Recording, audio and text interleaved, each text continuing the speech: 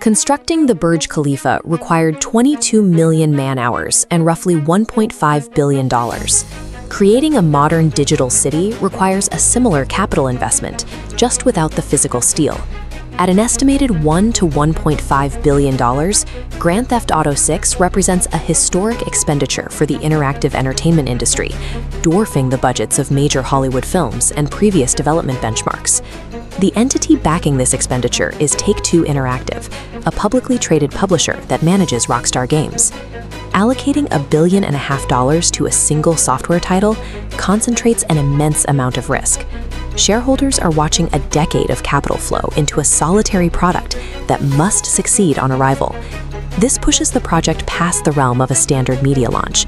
It is a massive capital expenditure with the binary pass or fail volatility usually seen in biotech firms waiting on a single drug approval.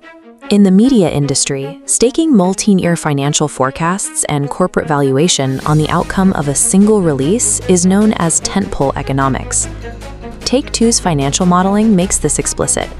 The company has projected record net bookings of $8 to $8.2 billion for fiscal year 2027, a number dependent on meeting the November 19, 2026 launch date listed here. If that date slips, or if the launch is compromised by technical failures, the financial damage is immediate. When the company previously announced a schedule adjustment, their stock dropped over 7% in after-hours trading.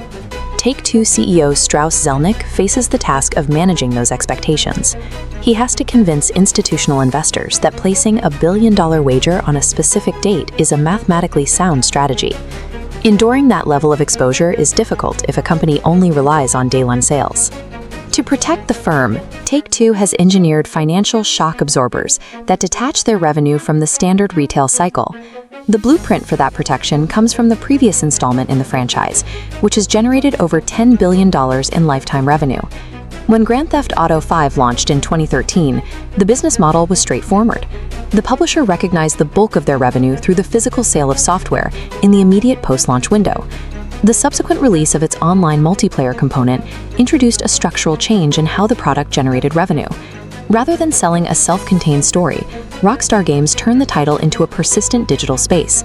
By injecting free content updates, like multiplayer heists and custom businesses, into the existing world, they kept players engaged without needing to develop a standalone sequel immediately.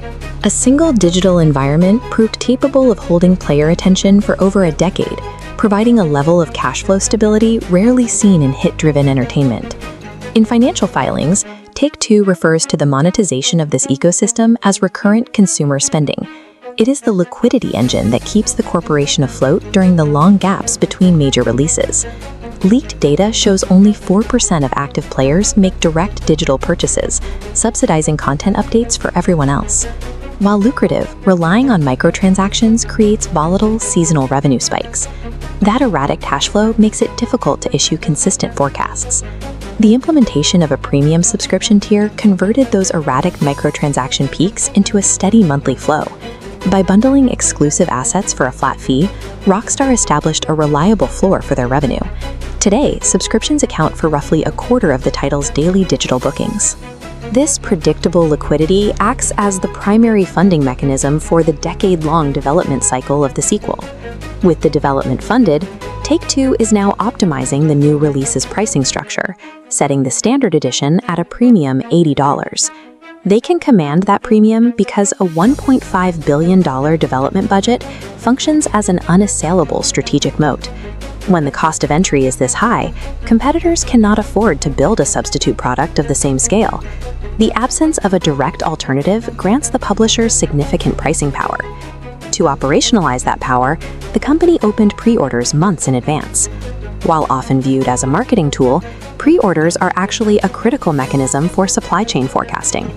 Measuring early transaction velocity tells Rockstar how much server bandwidth to provision and how many physical copies to manufacture, locking in buyers long before release day. By layering pricing power over measurable pre-order velocity, the company attempts to quantify its market risk before a single retail box reaches a consumer.